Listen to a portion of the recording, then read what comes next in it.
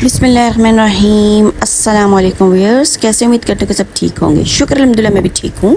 तो व्यूअर्स, जैसे कि आप सब जानते हैं कि आप 17 रेमेडीज़ और रेसिपी शेयर करती हूँ और दुआओं का भी एक सिलसिला शुरू किया हुआ है।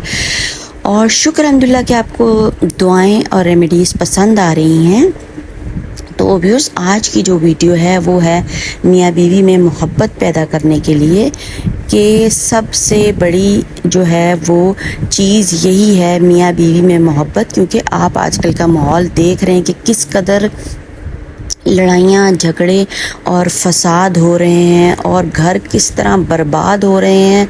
और बर्बाद होने को तो आप छोड़े, कत्लो गारत हो रहे हैं कि आदमी ने औरत को पंखे से लटका दिया, औरत ने आदमी को नींद की गोलियां दे के उसको ज़िबा कर दिया किसी और चक्कर में। और जी, एक आदमी ने अभी रिसेंटली अपनी बीवी